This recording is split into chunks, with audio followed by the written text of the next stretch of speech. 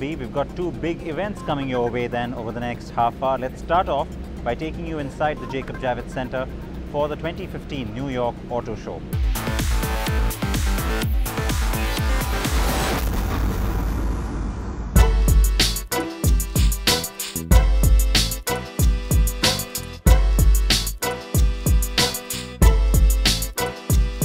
The most significant debut at the New York show is undoubtedly the Jaguar XF.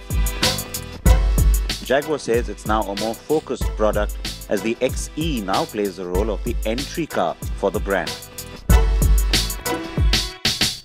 The first generation of the XF sold 260,000 units between 2007 and 2014. But with this new car, Jaguar says it has even bigger plans.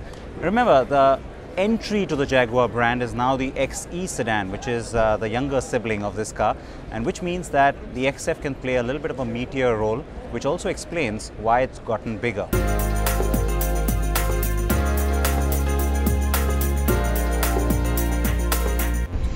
Yeah, the other thing I had to be very aware of was it had XE sitting kind of below it, its little brother, you know, and that takes on the mantle of being the sports sedan in a much more obvious way. Whereas this car could become a little bit more grown up, a little bit more sophisticated, and do a slightly different job. And that's exactly what we've done. And it was very comfortable for me to design the car with the team the way we did, knowing the XE was there. If it hadn't been there, this might have been a different car. You have a very wide portfolio now. You've added what was very necessary, the XE as well, into the Jaguar end of it. Is there now a specific area you think you need to also focus on from a segment point of view? We have indeed expanded our product portfolio vertically and horizontally up to a certain degree, but in comparison to the very big car companies who sell millions of cars, we are still a very, very small company and deliver special vehicles to very special customers. Overall in the automotive business, there's only one element of importance. It's product, product, and it's product. And therefore we have to make sure that all elements of this car or modules of the car are really state-of-the-art. More fuel efficient, but also more performance-oriented and more powerful. Better looking, better driving. And that's our focus completely. Nothing else is important than just delivering the better product.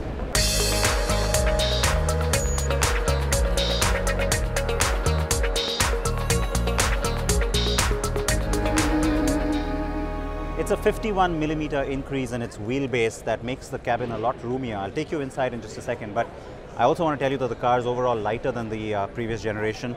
It is 75% aluminium. It uses Jaguar's all aluminium construction. That's not surprising.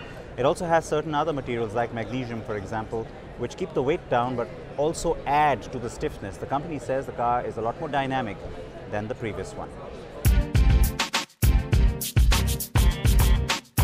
JLR also debuted the ultra-luxurious SV autobiography variant of the Range Rover well before Bentley or Rolls-Royce can drop their SUVs into the market. Rolls-Royce, meanwhile, showed its latest iteration of the WRAITH that it says is inspired by film.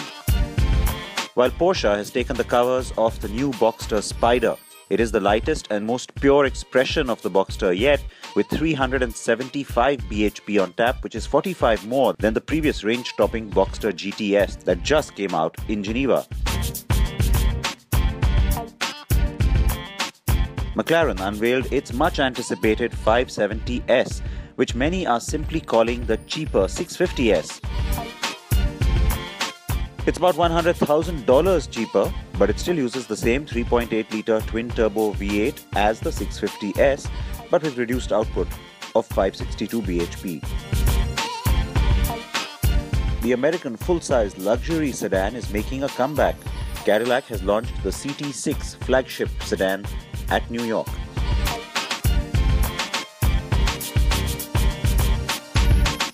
It's a brand new flagship for Cadillac, the CT6. CT6, that is Cadillac Touring 6, and of course, as the name suggests, it's powered by a 3-litre twin-turbo V6 that puts out 400 horses. But the larger point here is that as a brand, this kind of a flagship full-size sedan has been missing for some time from its range, and when you think about the kind of success that these brands want in markets like China, well then you have to have a car like this. Still irrelevant from our market point of view, but don't forget that it's something that GM will continue to consider when it comes to India, the brand itself, and then perhaps cars like this one too.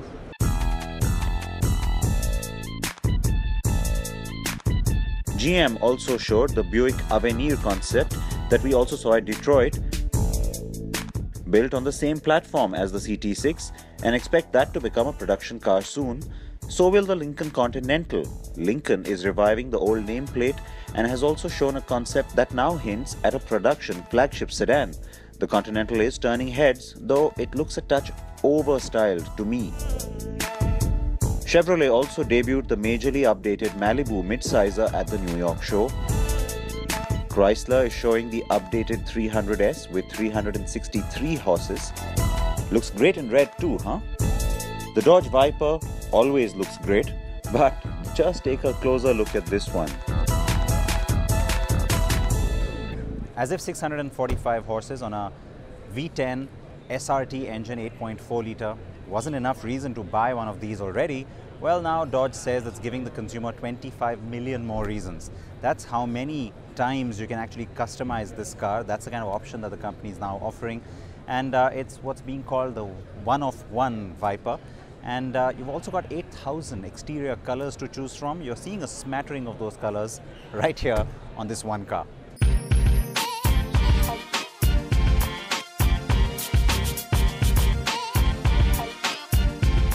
Ford's Shelby GT350 variant of the Mustang is its most powerful.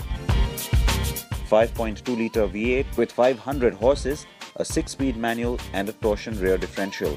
Standard. Toyota is showing an updated version of its FT1 concept sports car, first seen in Detroit in 2014, and its Mirai fuel cell and weird FV2 mobility concept are also getting lots of attention.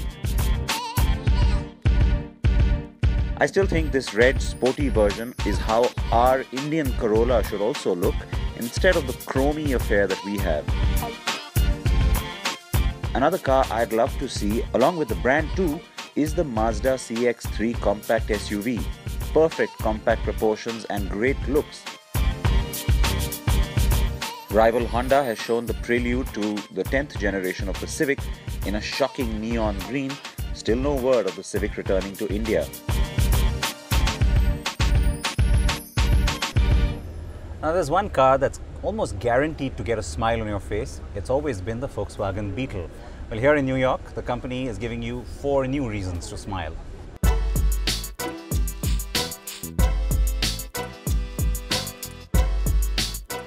Volkswagen is going colorful with the new editions of the Beetle, a performance-oriented one, an orange beach buggy, one in pink with interiors to match, and my favorite, the blue denim-topped convertible with stitching to match your jeans on the inside. And finally, the new Mercedes-Benz GLE-CLASS, which is basically the new name for the ML-Class family. This is the facelift on the car as well, and it's also been launched in its AMG 63 avatar. The other big highlight at the New York show is the World Car Awards, which we'll have for you on the program next week.